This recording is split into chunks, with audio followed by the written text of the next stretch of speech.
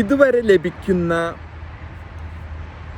കണക്കുകൾ പ്രകാരം, അതല്ലെങ്കിൽ ഇന്ന് ലഭിച്ചിരിക്കുന്ന എക്സിറ്റ് പോൾ പ്രകാരം കേരളത്തിൽ ഒരു ചെറിയ മാർജിനോടുകൂടി ഐക്യജനാധിപത്യ മുന്നണി സർക്കാർ അധികാരത്തിൽ വരാനാണ് സാധ്യത. ഇന്ന് പ്രതിപക്ഷ നേതാവായിരിക്കുന്ന ശ്രീമാൻ VD സതീശൻ മുഖ്യമന്ത്രിയാവുകയായിരിക്കും ആ ഒരു സാഹചര്യത്തിൽ.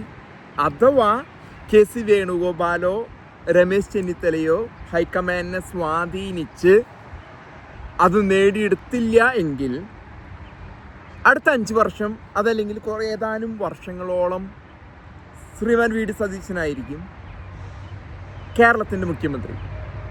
നല്ലൊരു നേതാവാണ്, അദ്ദേഹത്തിന് നല്ലൊരു ആദർശമുണ്ട്, നല്ല വ്യക്തിത്വത്തിനുടമയാണ്. ആരൊക്കെ എതിരാളികൾ എന്തൊക്കെ പറഞ്ഞാൽ കൂടി. കഴിഞ്ഞ ദിവസം ഞാനൊരു വീഡിയോ ചെയ്തിരുന്നു, നമ്മളെല്ലാവരും കേരളം മുഴുവനും കേട്ടതാണ്. അദ്ദേഹം ഒരുപക്ഷെ അദ്ദേഹത്തിൻ്റെ വ്യക്തിത്വത്തിന് വിപരീതമായ രീതിയിലുള്ള ഒരു വീഡിയോ ആയിരുന്നു. ഭൂമി പരന്നതല്ല ഗോളത്തിലാണെന്ന് ആദ്യമായി പറഞ്ഞത് ഖുറാനിലെ മുഹമ്മദ് നബിയാണെന്ന്.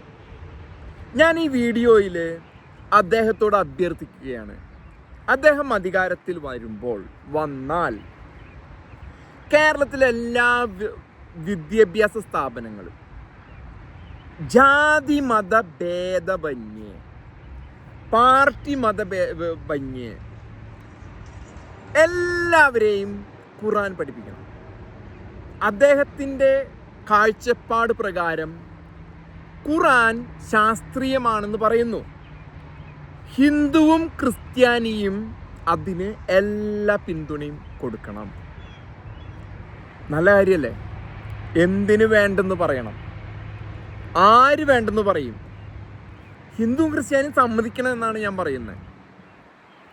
അപ്പം ഞാൻ പറയുമ്പോൾ തന്നെ നിങ്ങൾക്ക് അറിയാം, ഒരിക്കലും ഈ പറഞ്ഞ മതത്തെ അല്ലെങ്കിൽ ഈ വിഭാഗത്തെ, പ്രത്യേക സമുദായത്തെ ഇത് ചെയ്യാൻ പ്രോത്സാഹിപ്പിക്കുന്നവർ, അതല്ലെങ്കിൽ അതിലേക്ക് ആകർഷിക്കാനായിട്ട് പോകുന്നവർ ഒരു കാരണവശാലും അവരുടെ ഈ മതഗ്രന്ഥത്തെ വായിക്കാനായിട്ട് പ്രോത്സാഹിപ്പിക്കില്ല.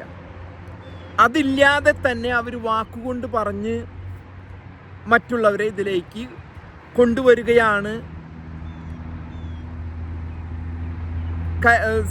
അവർ ചെയ്യുന്ന കാര്യം. നമ്മൾ വ്യക്തമായിട്ട് പറയണം, കേരളത്തിലെ എല്ലാ വിദ്യാഭ്യാസ സ്ഥാപനങ്ങളിലും ഇവരുടെ മതവിഭാഗത്തിൻ്റെ ശാസ്ത്രീയമാണെന്ന് VD സതീശൻ പറഞ്ഞ ഖുർആൻ പഠിപ്പിക്കണം എന്ന്. നമുക്കതോടുകൂടി എല്ലാ പ്രശ്നങ്ങളും തീരും. മത തീവ്രവാദം എന്നുള്ളതും അതിലേക്ക് പോകുന്ന ആൾക്കാരോടുള്ള അറിവിനെ പറ്റിയും അത് നിർബന്ധമായിട്ട് പഠിപ്പിച്ചു കഴിഞ്ഞാൽ ഒരു ജനാധിപത്യ സമൂഹത്തിനെ സംബന്ധിച്ചിടത്തോളം വലിയ ഒരു ഗുണം ചെയ്യുന്നതാണ്. ഞാൻ ഈ കഴിഞ്ഞ ദിവസങ്ങളിൽ ഒരു വീഡിയോ കാണുകയുണ്ടായി. ശ്രീമാൻ ആരിഫ് ഹുസൈനും ജാമിദ ടീച്ചറും കൂടിയിട്ട് ഒരു വീഡിയോ ചെയ്യാണ്. അപ്പോൾ അവരൊരുമിച്ച്, അത് ഏകദേശം ഒരു വർഷം പഴക്കമുള്ള വീഡിയോ ആണ്. ആ വീഡിയോയിൽ അവർ പ്രതിപാദിക്കുന്ന വിഷയം എന്ന് പറയുന്നത് അവരുടെ ദൈവം അല്ലെങ്കിൽ പ്രവാചകൻ, അവരുടെയല്ല, ഒരു പ്രത്യേക സമുദായത്തിൻ്റെ, ഞാൻ ആ സമുദായത്തെയും പറയുന്നില്ല, അവരുടെ ദൈവത്തെയോ പ്രവാചകനെയോ ആരാണെന്ന് ഞാൻ പറയുന്നില്ല, നിങ്ങൾ അത് അനുമാനിച്ചാൽ മതി.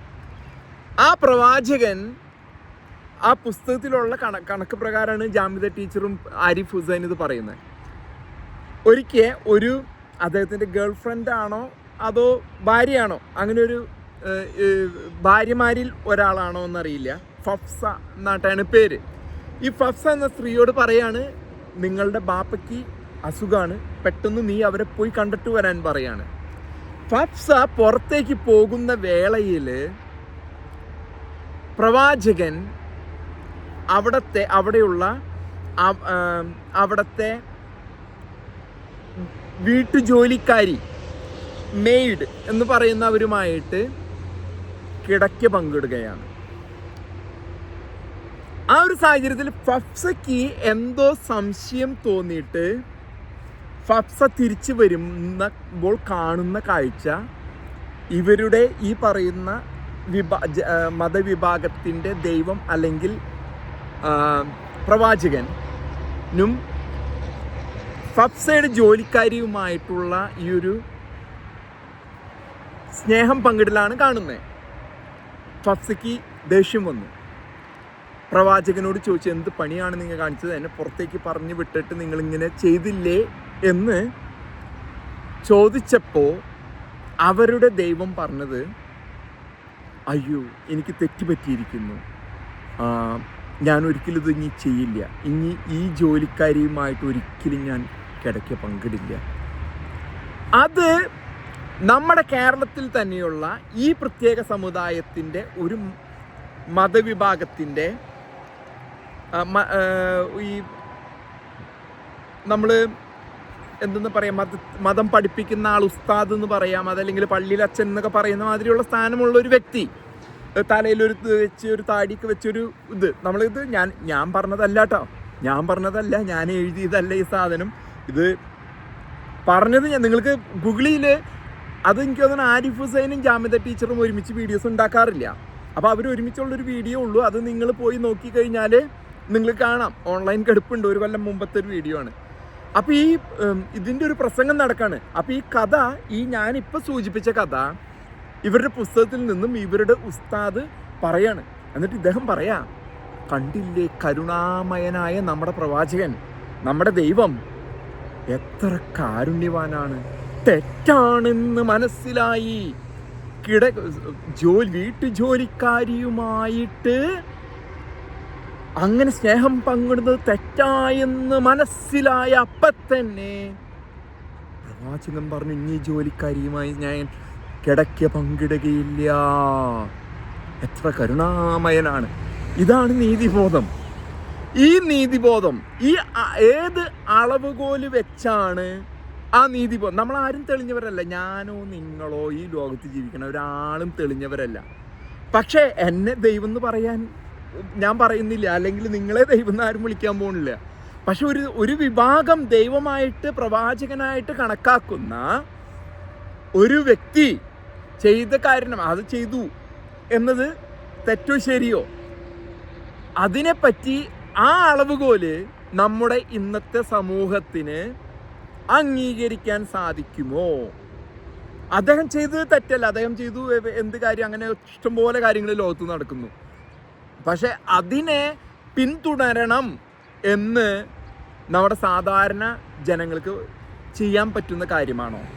ഈ പറയുന്ന വി.ഡി. സതീശനെ പോലെയുള്ളവർ പറയുന്ന ഇങ്ങനെയുള്ള പുസ്തകം, ഈ പുസ്തകം ശാസ്ത്രീയമാണെങ്കിൽ ഇത്തരത്തിലുള്ള കാര്യങ്ങൾ പഠിപ്പിക്കട്ടെ, നമ്മുടെ കേരള സമൂഹത്തെ, നമ്മുടെ കൊച്ചങ്ങളെ പഠിപ്പിക്കട്ടെ. മുസ്ലിം ലീഗ് തയ്യാറാവുമോ? മുസ്ലിം ലീഗ്, ഞാൻ ഉറപ്പിച്ച് പറയണേ, ഈ ഒരു പുസ്തകം, അവരുടെ മതഗ്രന്ഥം കേരളത്തിൽ പഠിപ്പിക്കണമെന്ന് വ്യക്തമായിട്ട് പച്ചനെ പഠിപ്പിക്കട്ടെ. ബൈബിള് പഠിപ്പിച്ചോട്ടെ, വേണമെങ്കിൽ പഠിപ്പിച്ചാൽ മതി, വേദങ്ങൾ വേണമെങ്കിൽ പഠിപ്പിച്ചാൽ മതി. ഈ പുസ്തകം പഠിപ്പിക്കട്ടെ. ശാസ്ത്രീയമാണല്ലോ, വി.ഡി. സതീശൻ പറഞ്ഞല്ലോ. ഈ പുസ്തകം പഠിപ്പിക്കാനായിട്ട് മുസ്ലിം ലീഗ് അനുവാദം കൊടുക്കുമോ? കാരണം മുസ്ലിം ലീഗ് പറയുന്നിടത്ത് ഭരണം നടക്കും ഈ ഒരു കാലയളവിൽ. മുസ്ലിം ലീഗ് തയ്യാറാവണം. ഞാൻ പറയുന്നത് മുസ്ലിം ലീഗ് ചെയ്യില്ല. എന്താ കാരണം എന്ന് പറയട്ടെ? മുസ്ലിം ലീഗ് ചെയ്യാത്തത്, അത് വളരെ ചെറുപ്പത്തിലെ കൊച്ചുകുട്ടികളെ പറഞ്ഞു പഠിപ്പിക്കുന്ന ഇതിലേക്ക് കാര്യങ്ങൾ ചെന്നാൽ മുസ്ലിം ലീഗിനെ സംബന്ധിച്ചോളം കക്ഷത്തിലുള്ളത് അവരുടെ ജനവിഭാഗത്തിൽ വെച്ച ഉള്ള കുട്ടികൾ, ഉത്തരത്തിലുള്ളത് ഹിന്ദുവിൻ്റെയും ക്രിസ്ത്യാനിൻ്റെയും കുട്ടികൾ കിട്ടുന്നൊരിതല്ലേ. അവർക്ക് അവിടെ നിന്നുള്ളത് കിട്ടൂല. കൈ പൊക്കിയാൽ കക്ഷത്തിലുള്ള സ്വന്തം മതവിഭാഗത്തിൽ വെച്ച കുട്ടികൾ പോകും ചെയ്യും. അതാണ് ലീഗിൻ്റെ അവസ്ഥ. കാരണം ഈ പുസ്തകം അവരുടെ മതവിഭാഗത്തെ പോലും പച്ചയായിട്ട് പഠിപ്പിക്കില്ല. അത് മുമ്പ് ഒരു ബാലുശ്ശേരി, മുജാഹിദ് ബാലുശ്ശേരി എന്ന് പറഞ്ഞൊരു വലിയ പ്രഭാഷകനുണ്ട്, ഒരു പ്രത്യേക സമുദായത്തിൻ്റെ പ്രഭാഷകൻ കേരളത്തിൽ. അദ്ദേഹം പറയാം, നമ്മൾ കൊല്ലുകയാണെങ്കിൽ പോലും അത് കരുണയോടുകൂടെയാണ് നമ്മൾ കൊല്ലുന്നത് എന്നാണ് അദ്ദേഹം പറഞ്ഞത്. അവരുടെ നീതി പോലെ, അത് കൊലപാതകം, ബലാത്സംഗത്തെക്കുറിച്ചുള്ള അവരുടെ നീതിയുടെ അളവുകോല്, അതാണ് അളവുകോല്.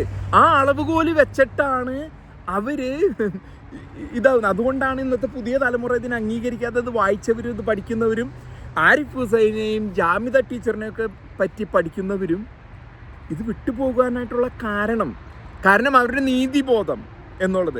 ഞാൻ അവരുടെ ആത്മീയമായ ഇതിലൊന്നും എനിക്ക് യാതൊരു വിഷയമല്ല കേട്ടോ. കാരണം ഇത് ചെയ്തതുകൊണ്ട് നമുക്ക് അവർ ചെയ്തോട്ടെ.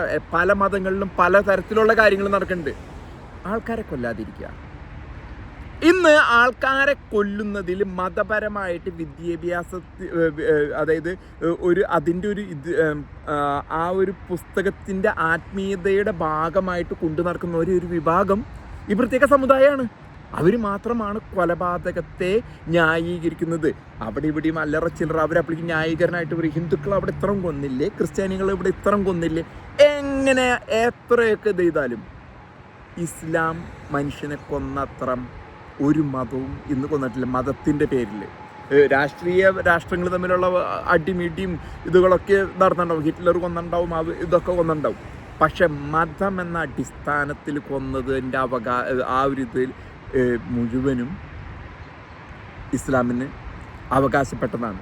അപ്പം ഞാൻ വീണ്ടും പറയുന്നത്, വി ഡി സതീശൻ അധികാരത്തിൽ വരുമ്പോൾ നമ്മുടെ കൊച്ചു കേരളത്തിൽ മറ്റു മതസ്ഥരും പഠിപ്പിക്കട്ടെ. ഈ പറഞ്ഞ ഉസ്താദിനെ പോലെയുള്ളവരെല്ലാം പഠിപ്പിക്കുന്നുണ്ട്. അയാൾ അദ്ദേഹം പറഞ്ഞത്, കരുണാമനായ നമ്മുടെ ദൈവം ഇനി ഈ ജോലിക്കാരിയുടെ കൂടെ കെടുക്കില്ല എന്ന് പറഞ്ഞു.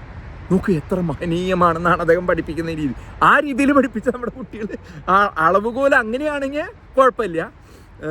അതല്ലാന്നുണ്ടെങ്കിൽ നമ്മൾ ഒരു വലിയ സമൂഹമായിട്ട് മാറും. കേരളം എന്നത് മതേതര സമൂഹം. ഇത് പഠിപ്പിച്ചാൽ നന്നായിരിക്കുമെന്നാണ് എൻ്റെ വിനീതമായ ഒരു അഭ്യർത്ഥന വി ഡി സതീശനോട്. ശാസ്ത്രീയമായ ഖുർആൻ കേരളത്തിൽ നിർബന്ധമായും പഠിപ്പിക്കുക. അത്രയാണ് ഞാൻ ഈ വീഡിയോയിൽ പ്രതിപാദിക്കുന്നത്.